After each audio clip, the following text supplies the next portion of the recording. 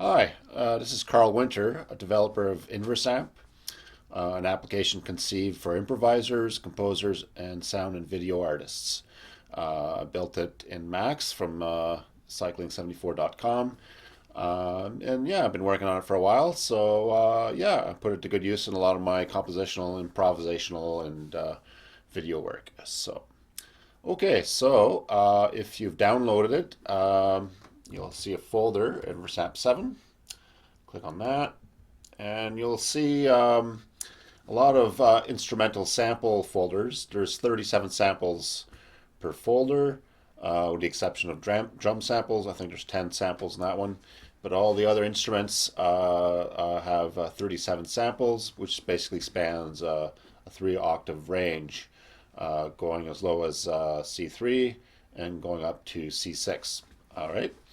So basically, if you're going to record your own samples or add your own sample folders, take a look at one of the folders, and you'll see that the samples are organized alphabetically and numerically. So even though the lowest pitch is C3, the patch is set up in such a way that it reads the files alphabetically. So basically, if you were going to record your own samples, say with oboe, so basically you would write OBOE or OBO, A3, OBO, A4, OBO, A5, and then OBO, A sharp 3, OBO, A sharp 4, and so on, right? So basically follow this pattern so that your samples are read correctly by the sampler patches, okay? So here's the main InverSamp folder, subfolder, I should say. So click on that and scroll down the folder. You'll see there's a InverSamp7's user's manual. I suggest you read that first. And yeah, here's the application. So here we go. Basically, most of the files you see here are the patches. So they're MXF files that were built in Max. Okay. So click on the folder on the InverSamp7 application. Just a note of caution, there might be some, because of the zipping, compressing of the folder, there might be some file path information missing. So you might have to open the patches with the file menu at the top left. Okay, here we go. Let's open the application. Okay, so this is the main patch. All right, and the ADC, analog to digital converter, is on automatically. You can switch on and off. Okay, and first step should be loading the DSP status window. All right. Like I said, if the Mac version, if you can't open the windows through these toggles here or these panels here, then just use the file menu at the top left. Open the files, and there you go. You can open whatever MXF patcher file. Okay. All right. So let's load the DSP status window. Here we go. So choose your driver. In Mac, it's usually Core Audio. In Windows, add MAE. All right.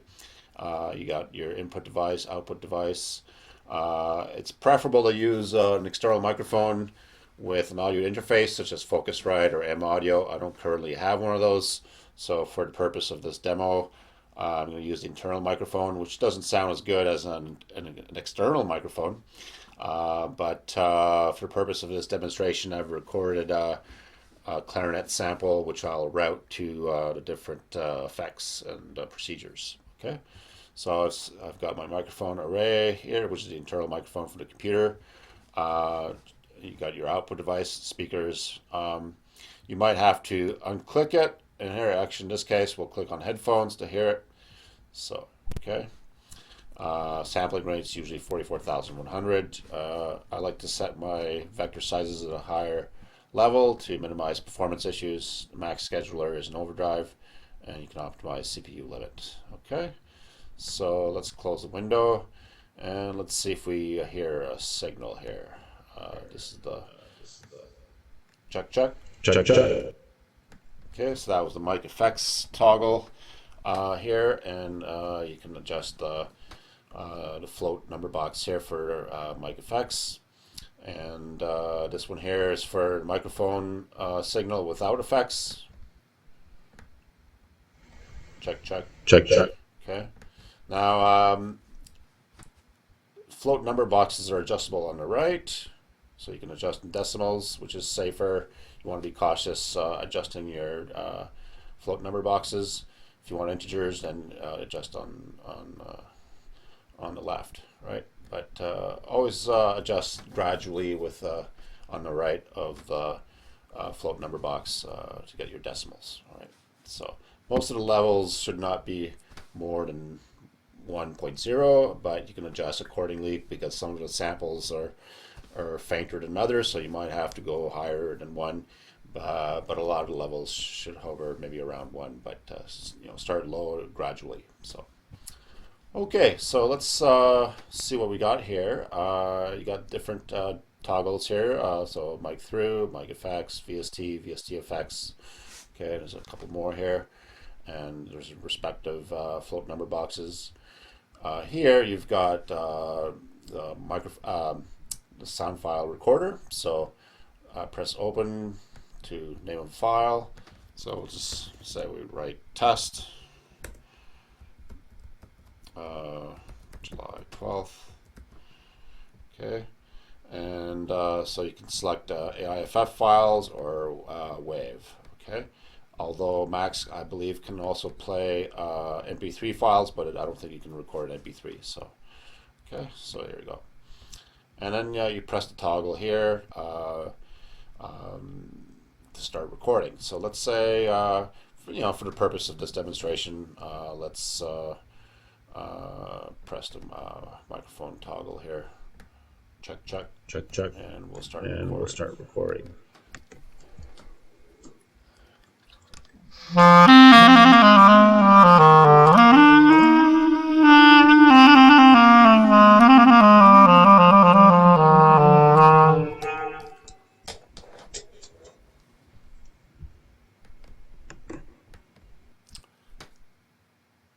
Okay, so there were no effects on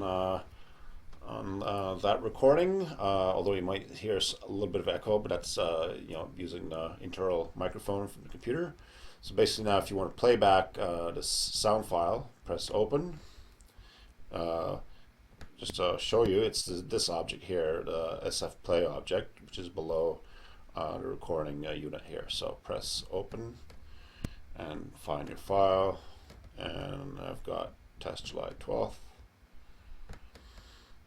All right, so adjust your amplitude below, maybe almost 177, and then press 1 for playback. Actually, press the toggle here first, and then press 1.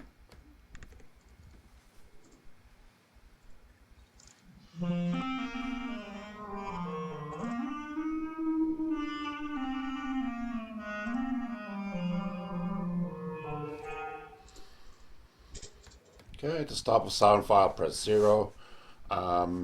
You can tell that it's recorded with an internal microphone. It sounds really warbly, so that's why it's preferable to use an external microphone with an audio interface. And you can search through the sound file here in seconds here. And you can loop. Okay. All right, so we got that. So now let's open the clarinet sample that I mentioned earlier. So let's say we open InverSamp. This recorded that yesterday. All right, so press playback. Okay.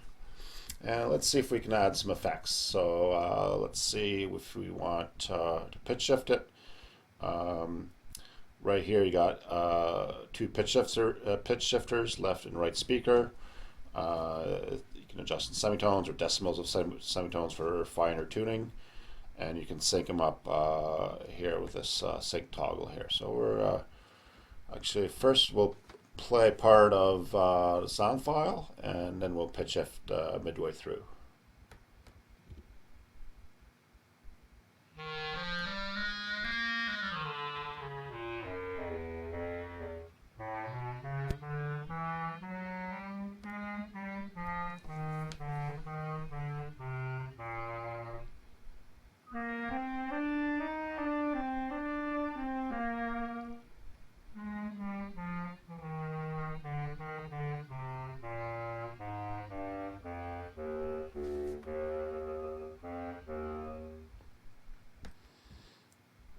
Okay, so that's sound file being pitch shifted an octave lower, 12 minus 12 semitones. Okay, let's put it back to 0 here. Okay, here you got slapback echo. Default decay rate is 0.5. Default delay rate is 500 milliseconds in each left and right speaker. So just press the echo toggle here, right, and just play your sound file.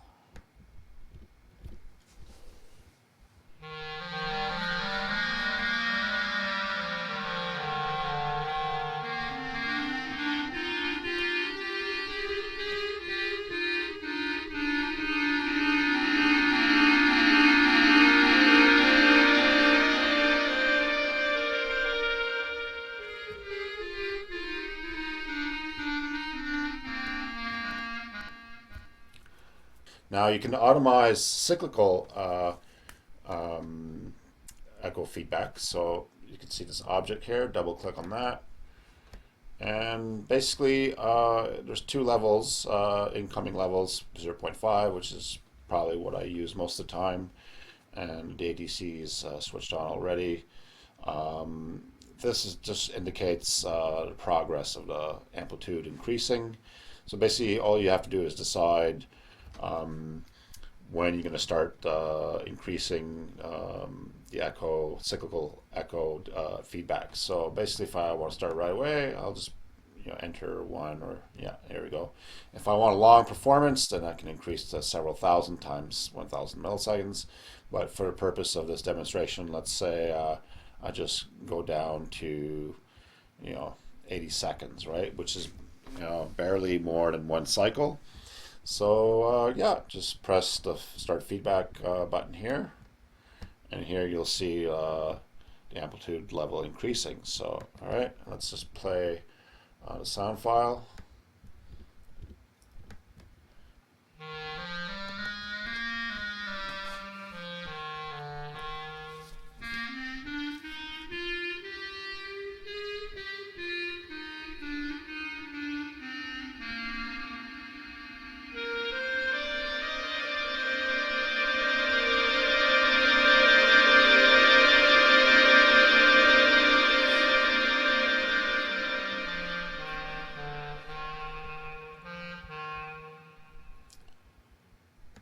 Okay, so that's one cycle. And yeah, if you're only going to have one cycle, then for every cycle you want to enter, then you just press the start feedback button manually every time. But if you have a long performance, like I did earlier with multiplying this here by several thousand, then it'll be cyclical, and you'll have not much danger of running out of time with a cycle recurring. So all right, okay, so let's close this window. Here we got filters. Okay, and click on this toggle here. Now if you want to play with the toggle filters manually, double click on the box here. Let's say we start playing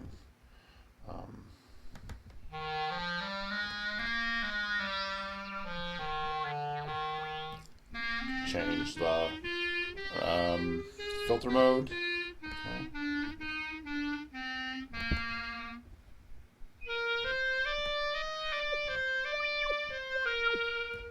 More noticeable with distortion. automate them through the speed toggles here. Adjust your speed. One is the fastest. I like to have a different speed in each speaker. Okay. Let's do that again, and we got distortion. I set the distortion in negative values, just to be, for the sake of being contrarian. All right, and let's just play the sound file again. So.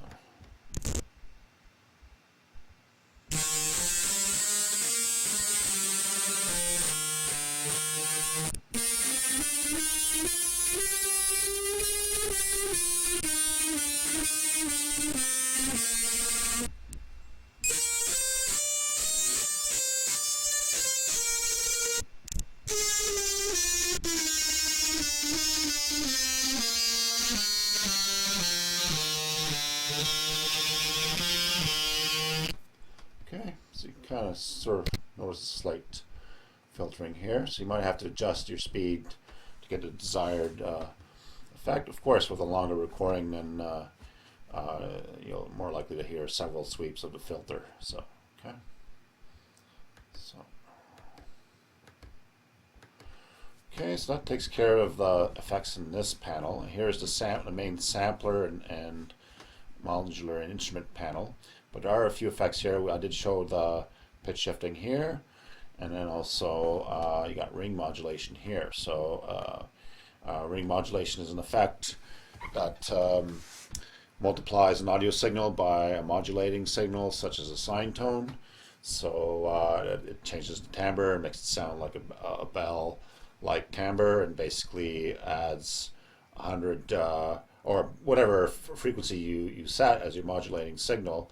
You're adding that frequency to your fundamental, and you're subtracting that frequency from the fundamental. So basically, if I have middle C, which is I think roughly 261 hertz, if you add 100 hertz to that, then you'll hear 361 hertz, and you'll hear 161 hertz below, right? So, and that does that to all the partials in the sound spectrum. So let's say we adjust here to 100.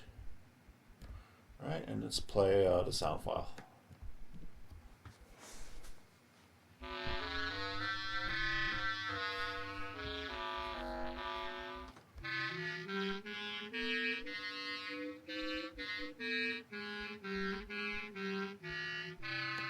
Okay, gives an idea. Now you can preset your ring modulation frequency, your modulating frequency. So let's say we set it to 101.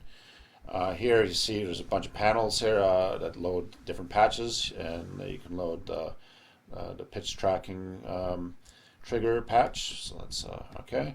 And here you see you got a ring modulation effect. So you press the toggle, you set a trigger pitch. Let's say we set to C6, which is pretty high. It's probably higher than a lot of players can play. So especially some wind players. All right, and then you can trigger the pitch either through, actually the most preferable method would be with a MIDI foot controller, which is more stable than, say, relying on your microphone frequency, which microphone input signal, which can be a little unstable. So just for the purpose of this demonstration, I got the virtual keyboard here, and I'll press C6. And now you see the modulating frequency preset is set in the left number box, and then if I want to turn it off, it's back down to 0. Okay. All right. So what else can we show here? Let's maybe open up a sampler. So that's the auto mono sampler. It's right here. This is the auto poly sampler on the right, and auto mono sampler here, which is monophonic. And then there's different triggering procedures, either with a MIDI keyboard, delayed response, which is various methods, but you're repeating the sampler mimics what you're playing, but with a delayed time response, inversion, and then sequencer, random generator, the real-time looper, and playing with the virtual keyboard, which is this here. Right? So let's say we load a sample folder into the inversion panel here. So let's go back to here, and let's say we play accordion. So where you just drag and drop your folder here, press populate to make sure, press the enable toggle here, adjust your amplitude, and then in the red panel press the master toggle, and also adjust this amplitude box here. So okay, so we got that. And at the bottom here, you've got your pitch tracking unit. Press the toggle, through toggle, adjust your input signal. So you don't want to go too high because it could affect the accuracy of the reading. So I like to hold it down to less than 1 for if I'm using the internal microphone. Okay, and let's say let's start with just chromatic inversion. Okay, so let's play something in the clarinet.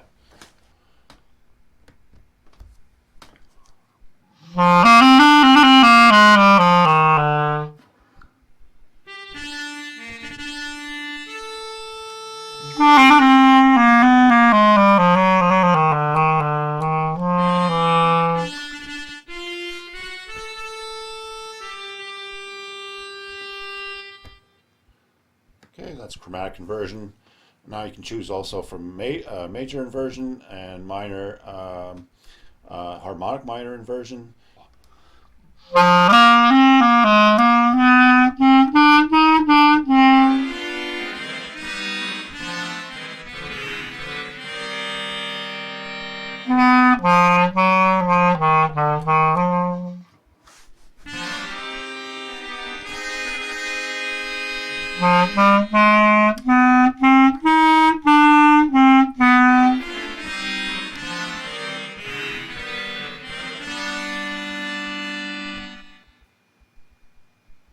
Okay, so I think for purpose of demonstration, I've set it to the microphone level here for pitch tracking at 0.51, which sounds like a pretty stable level. Okay, and of course it's going to be different between chromatic and the diatonic keys because there's less pitches in diatonic scale, while chromatic scale has 12 pitches. So you might have to adjust the input microphone level for pitch tracking. Okay, so here's the granular synthesis panel. So all you have to do is press the recording button and then press the play toggle, right? So let's adjust our levels, maybe to 0.7.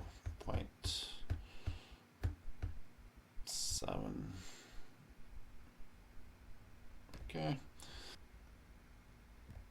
So I've adjusted the stretch rate to 7 times. The default is 3.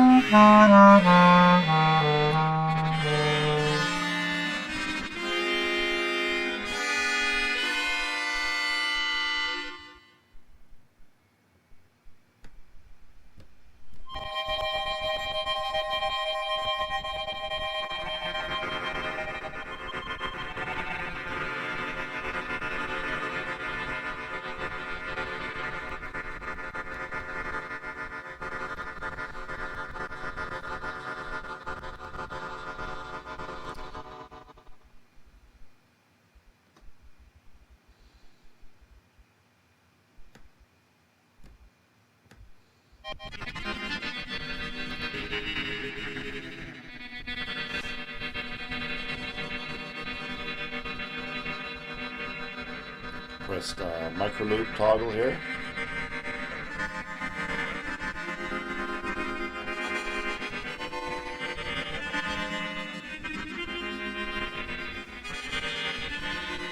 Press reverse.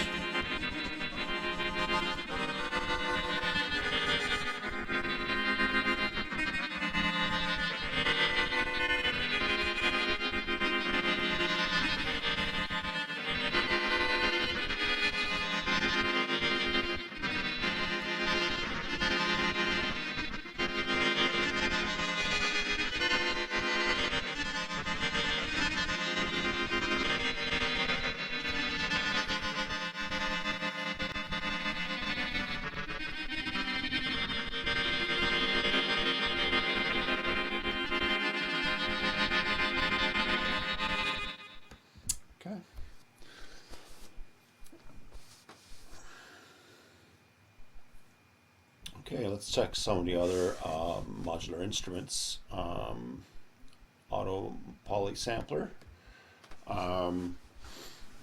Basically, you can load any folder in here again, 37 samples, and you press the bang button here. And the difference between this one and the mono sampler is that there's no node off release. So basically, you can trigger all 37 samples sequentially through pitch tracking or with an external MIDI keyboard. Okay, so let's say we drop something here. Maybe we'll drop violin, sure.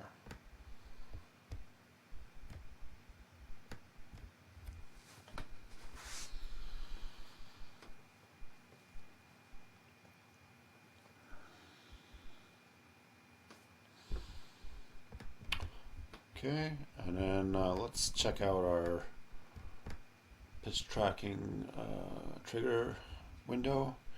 And let's say we want glissandi. So let's say we want to turn off the accordion. Unclick that. Right. You don't want to unclick the toggle because then it's going to silence the all modular instruments here. So so let's have some glissandi.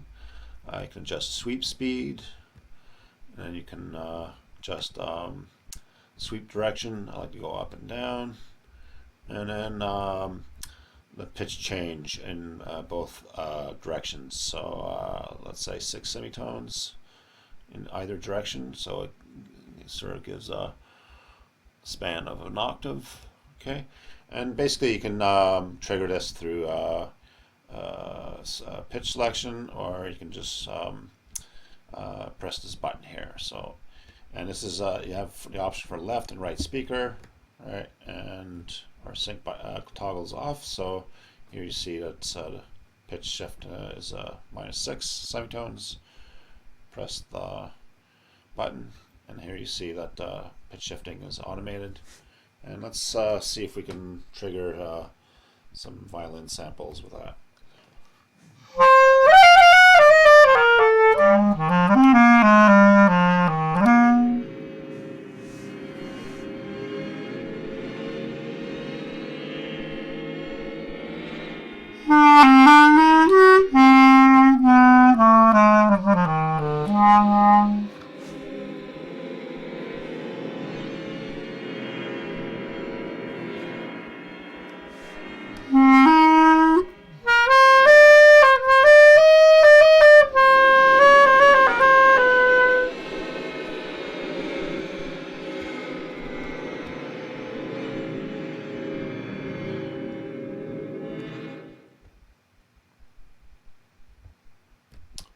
Okay, so I'll click the enable toggle. All right, so let's try the additive synth. Press this toggle here. Okay, and let's say we want inversion response. Now you can adjust your timbre by adjusting the overtone multiples here for each oscillators, 8 oscillators. Okay. Okay, let's see how that sounds. Now, whenever you load an extra instrument, then you might want to unclick and re-click inversion toggle, okay, to trigger whatever sample or synth sound you want. So, all right, let's turn on the pitch tracking toggle again.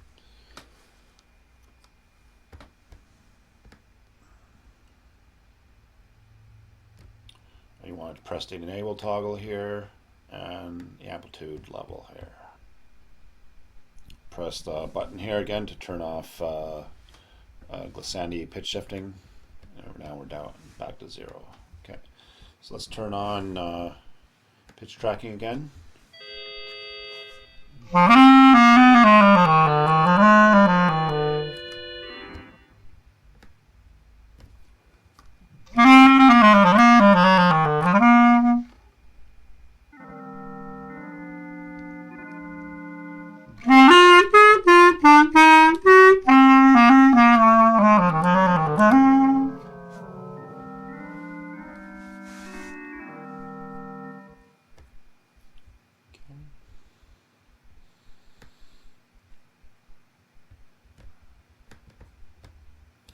If you want to change your timbres, go back here.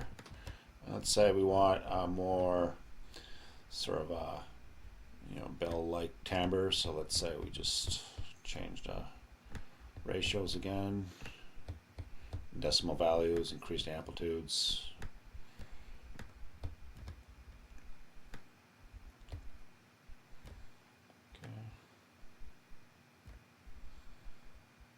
Let's see what that sounds like.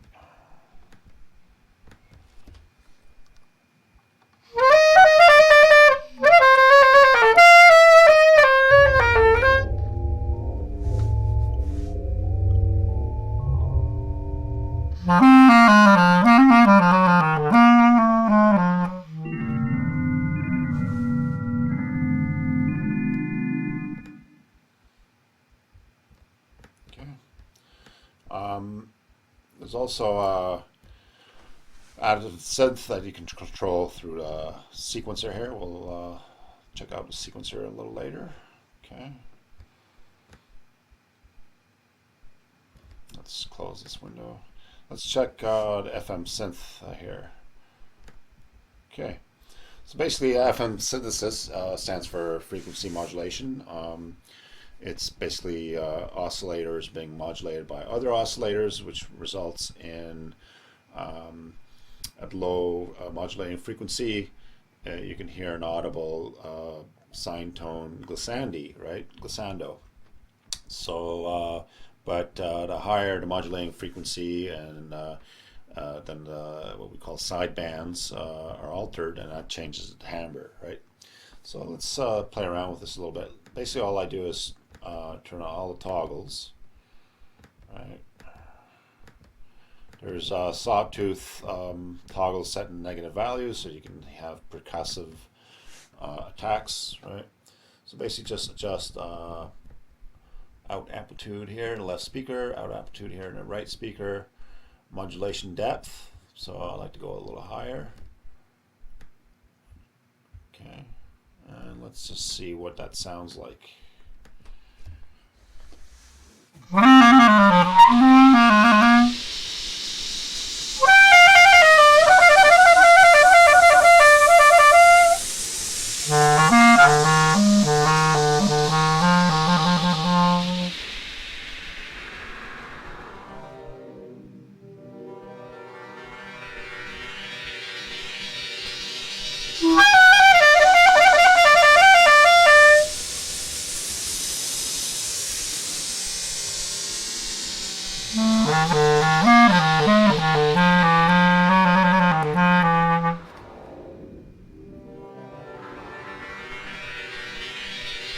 Alright, let's play around with the modulation divider. Go really high. So you can kind of hear the glissandi here. Alright. Adjust your carrier frequency divider.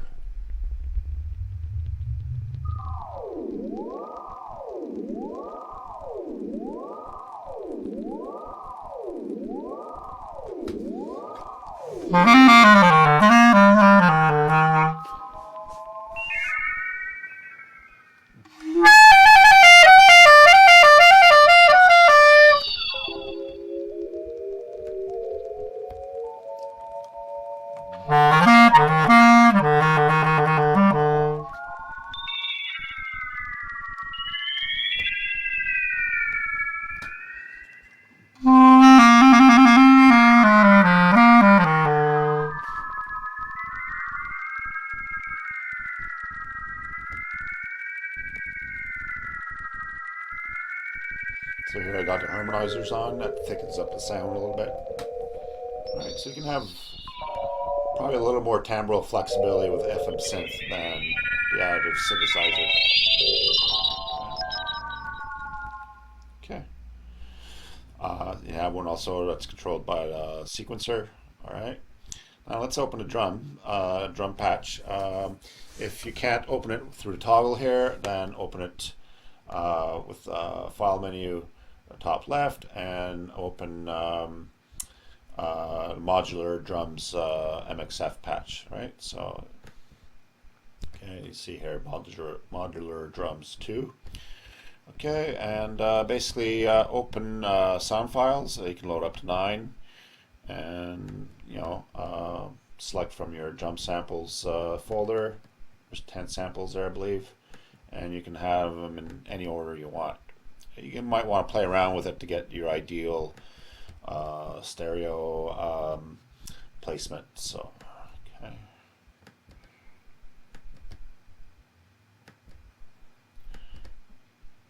This might take a minute.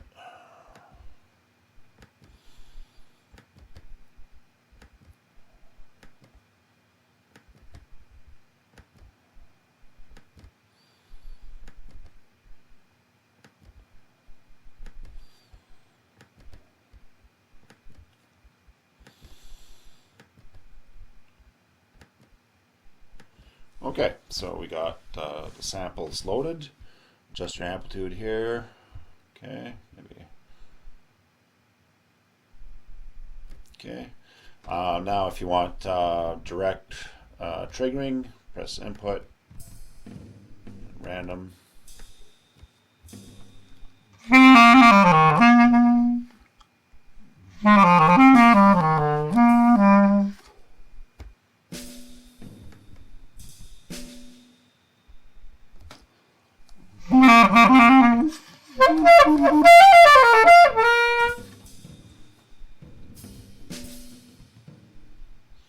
Okay, you can have a random generator here. Press record, press on, and you should be able to see pitch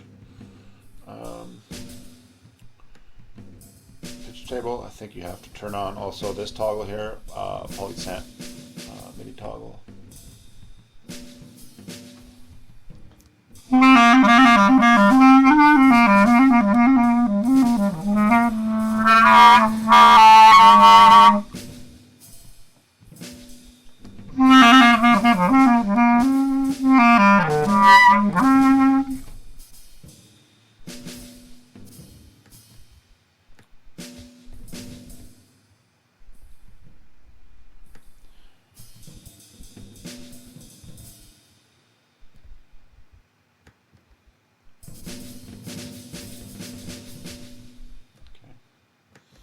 Now you can control pretty much all the samplers and external VST banks with the random generator. Okay. Now let's use the sequencer. So let's see what the drums sound like with that.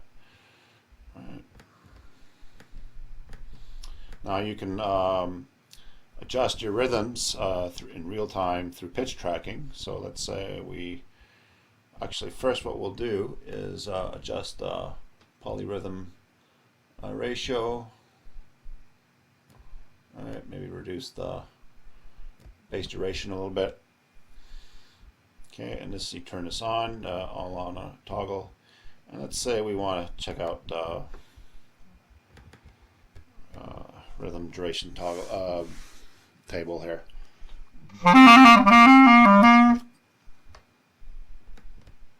Turn pitch tracking on.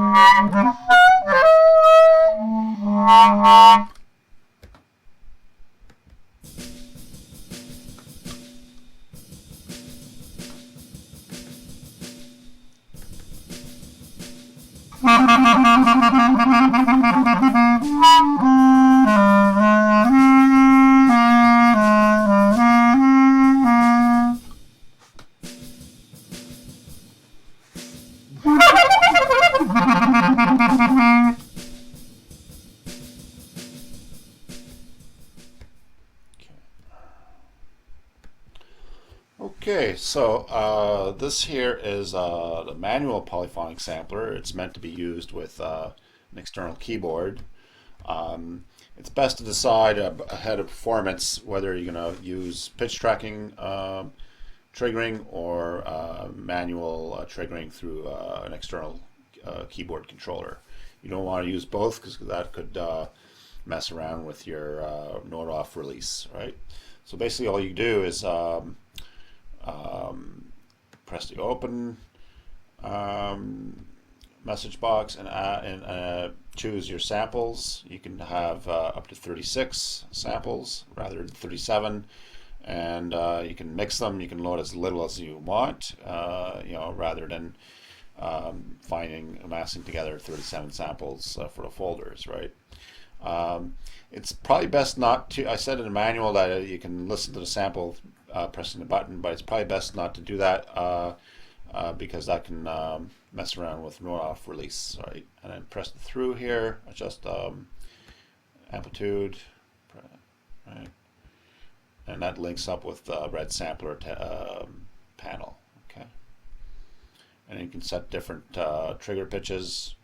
Defaults here 48, which is C an octave lower than middle C, right? Middle C is MIDI number 60, and the highest one here is 83, which is B5, right? So, okay. I don't have a workable keyboard at the moment, so we're not going to use this for the demonstration, okay? Okay, one thing I forgot to mention is that if you want to mix your samples in a folder, you can go ahead and do that. So basically you want to plan ahead. Let's say you want different techniques, maybe regular bowing, and then maybe pizzicato, and maybe sol ponticello, tremolo, right? So then you can basically separate maybe each octave with those samples, and then you can decide which range to play to trigger those samples depending on if you're using inversion or mono delay here through this toggle here for the mono sampler, and you can adjust the delay here for response, right? Much like the inversion delay here for response, okay? So okay, so basically just experiment around with your folders and all the settings. Okay, so we looked at the sequencer. So let's say we look again at the pitch track trigger window again. Okay, so you can basically trigger various events. A lot here are granular synthesis events. Such as looping and recording, trigger looping, random granulation, and etc. Here you got ring modulation, SF play, echo, FM synth, and so on, right? So there's a lot to choose from. Here, this is probably the most complex part of the patch, is a cycle matrix, right? It's for automated cycling of certain procedures such as ring modulation and amplitude. So basically, click on that, choose how many cycles you want. That's to be distinguished from sweep, right? So let's say we want 11 cycles. Each one of these represent a sweep. So let's say we set a max. You don't want to go too high because that, if you're choosing amplitude, you don't want to go too high. And basically all I would do is just skip every second one, right? Okay, and then here you got silence flat amplitude gates, so where it says 0, that's no amplitude, so you can click on that, click every second one. And then below that, silence flat amplitude time. So let's say we want an amplitude of 0, silence, maybe for a few seconds, right? Maybe just skip them so you have some silence, all right? You can also set flat amplitudes rather than crescendo and decrescendo, right? So, and then here, the bottom, actually before we get there, for the crescendo, decrescendo, choose your sweep direction. I like to go up and down.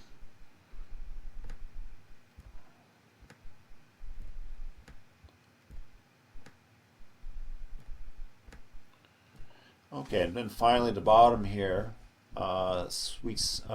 seconds sweep speed. So basically set sweep speed. That's what it says. Okay.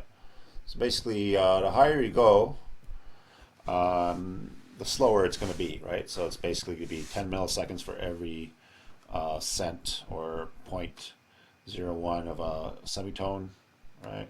So that'll give an idea.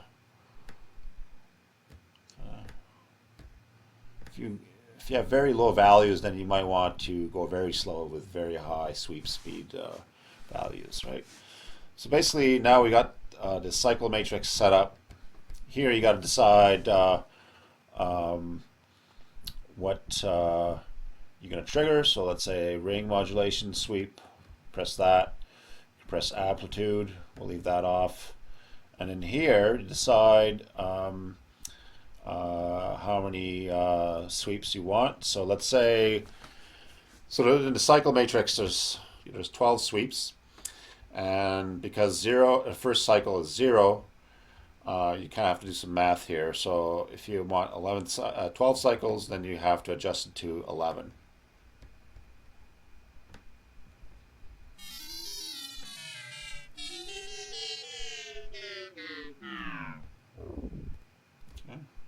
That's a very short sound file, so actually what I'll do is load a longer sound file, me playing cello. Okay.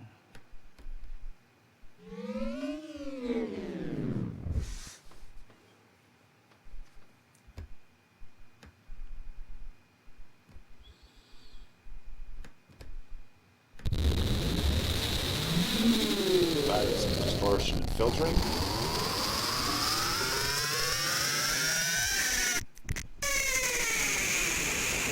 Back down to sweep 0, now sweep 1, and basically it's cycling through 11 times here, or I think it's actually 12. So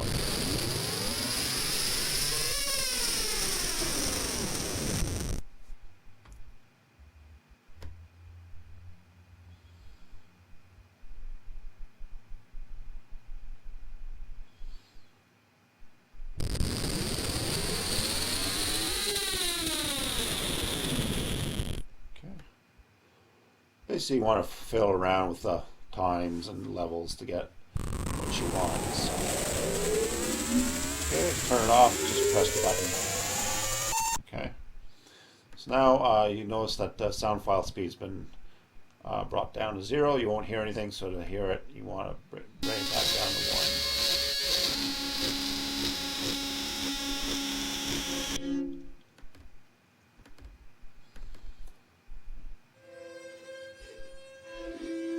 Now here, something I forgot to show is a glitch loop speed adjust.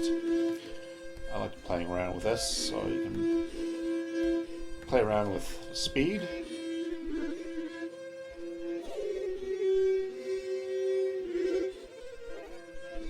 And you can play around with that through pitch tracking.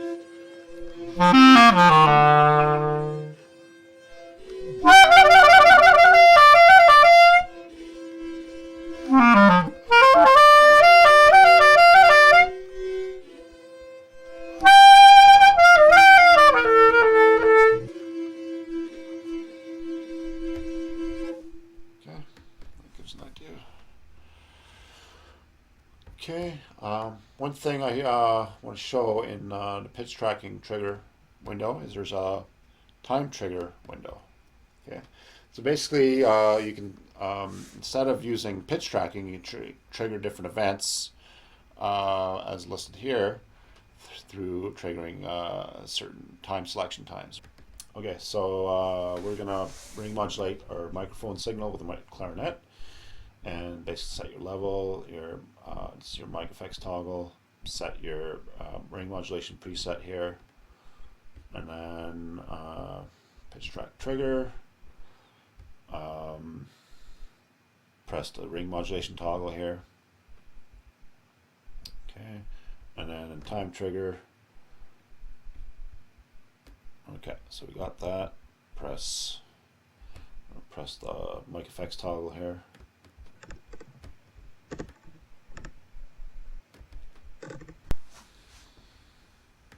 So here we set ring modulation to start at 10 seconds and end at 20 seconds, and it's going to cycle through. Right.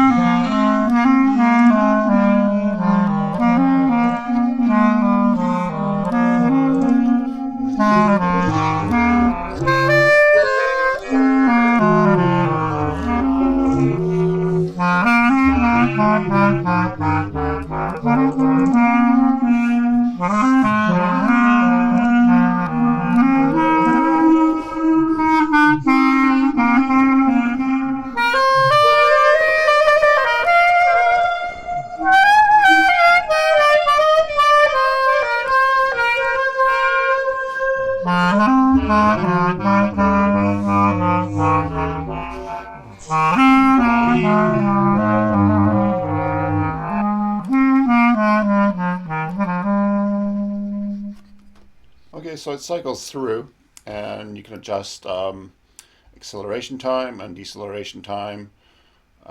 Just follow the instructions here, all right? And then you have movie loop selection times if you want to loop certain parts of a video, and you can adjust your sequencer base duration. You can basically go from very slow to very fast and back and forth, right? So you can do that with the time trigger. Just follow the the instructions here. Okay. Okay.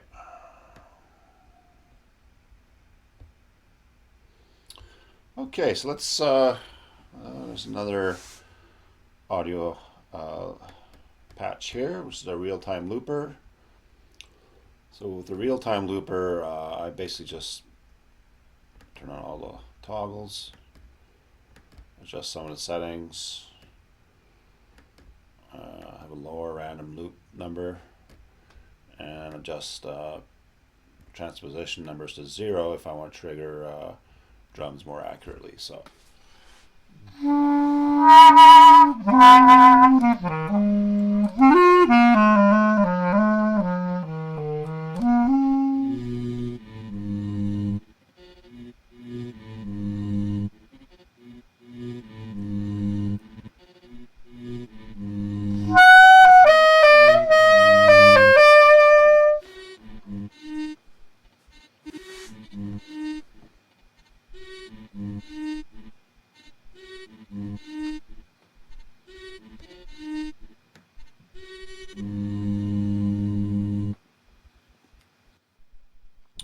Okay, let's check some video patches. Okay, we got movie looper here, which you can use in conjunction with granular synthesis, and or you can use it as a standalone patch. Okay, select your video, adjust your window.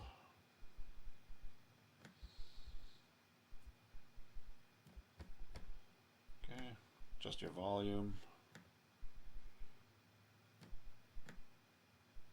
press the message box below. Okay, and set your rate. We'll start with 1, which is normal speed. And press start.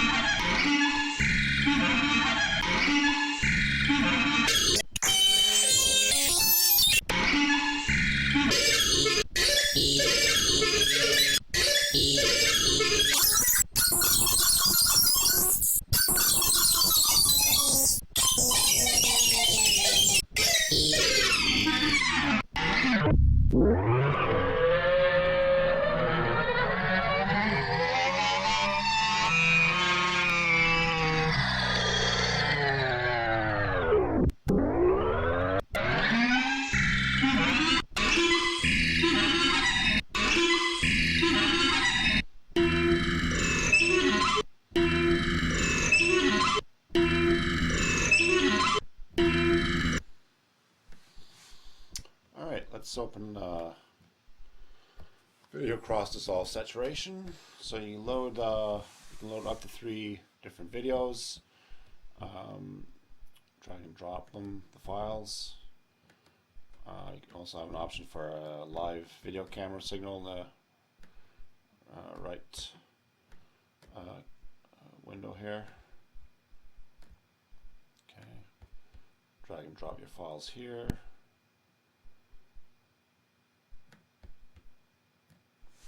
Okay, you can adjust your rate, make them slower if you want. Here we'll select noise. Okay, and you can adjust your color saturation rates. So I like to bring it down to 22. You can have a gradual rate, and you can use pitch tracking. All right, let's see what that looks like, and we play along.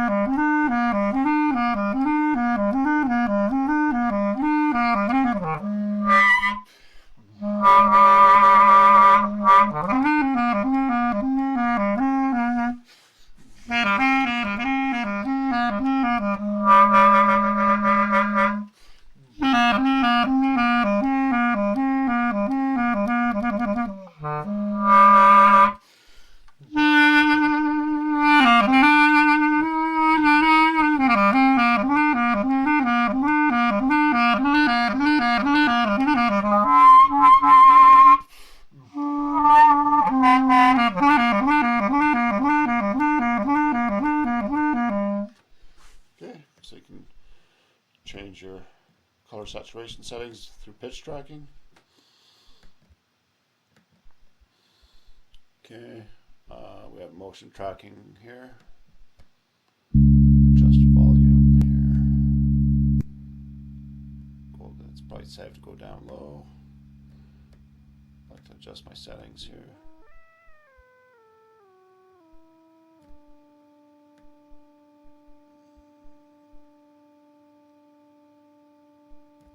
Okay, and drag and drop a video file.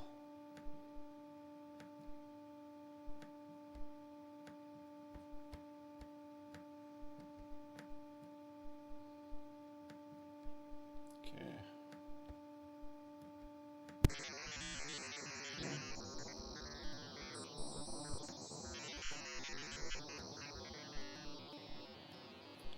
Optimize the image.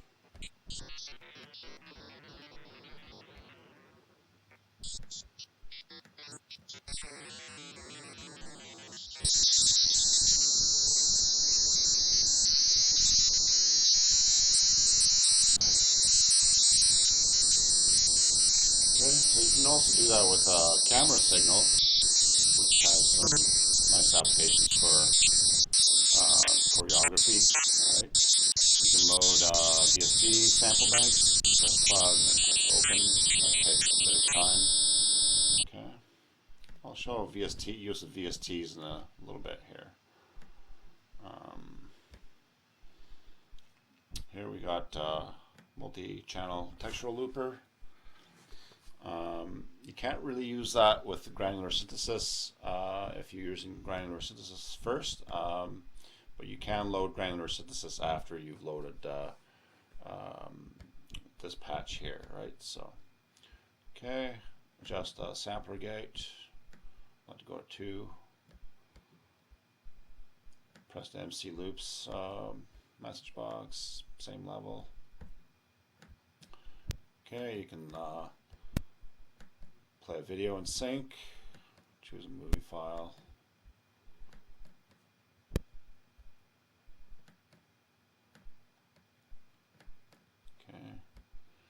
like to adjust color saturation settings here through pitch tracking.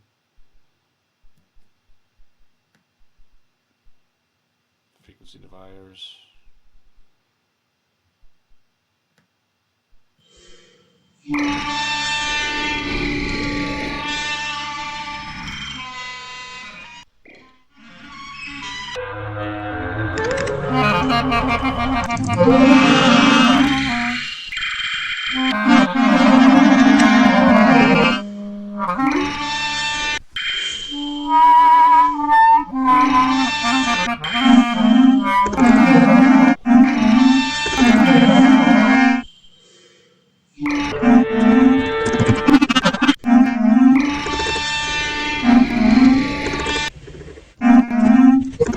So now it's alternating between textual looping and granulation of the audio signal.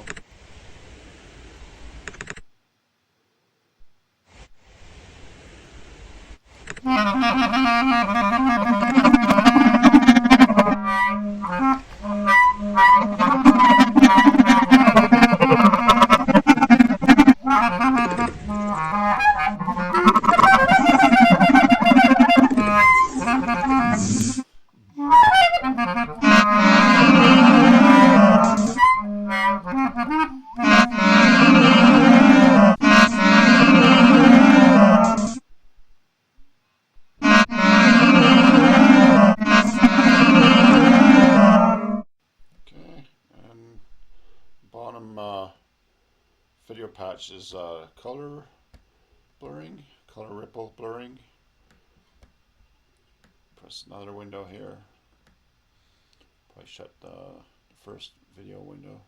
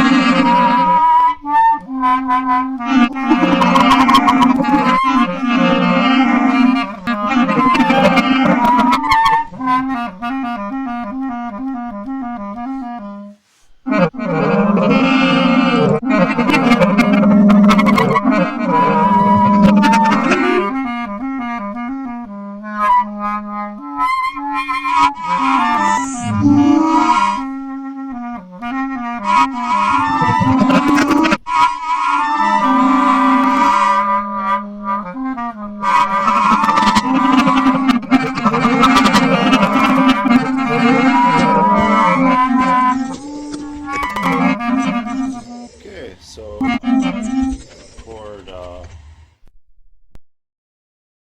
external MIDI keyboard performance using this patch here, this panel. Make sure you got your right, probably have your external keyboard where it says none, it'll probably be there, and then you got your Microsoft GS wavetable synth, or you can select external sound bank like Vienna Symphonic Library. I wouldn't click that one. That's just for the internal Microsoft synth. And then press this toggle here, and then press record, stop, write, read, and then one of the 3 speeds here. Okay, let's load VST sample bank. So press plug. All right. Select a DLL file for Windows. Might take about a minute to load. Okay. Then press open. All right.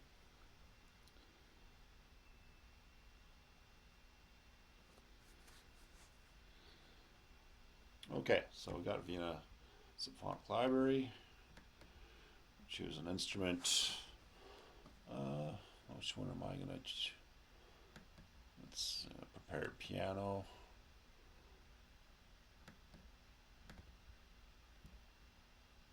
Okay, and then you can select different. Expand your matrix, right? Put it in key switch. All right, so then here you can select, alright, this is your key switch here, and then I'll just press this toggle here, random on off, adjust this down to maybe 2000 milliseconds. Okay, so you kind of have like improvisational responses from the computer. Click on VST.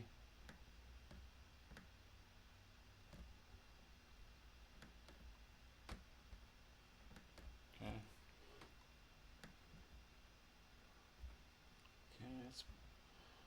I was just expanding the matrix for demonstrating. So, okay, adjust your VST float box here. Right, so we got both on. Okay, let's have randomize inversion responses. Press toggle here. Adjust your time range. Okay, press the button.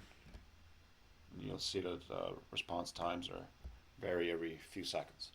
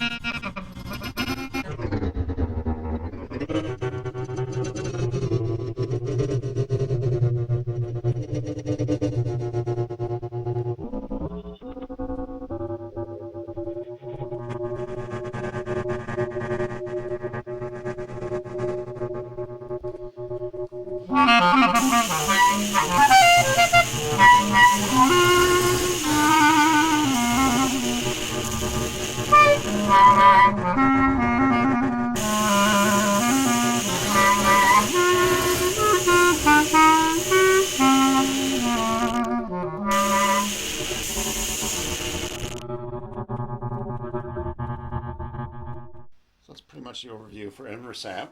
There's more information in the manual, so it's only 12 pages, so I'll read through it. And yeah, try things out. And if you have any questions, you can contact me through my website, carlwinterartist.ca, and there's a contact form. Okay, thanks for checking it out. Cheers, enjoy.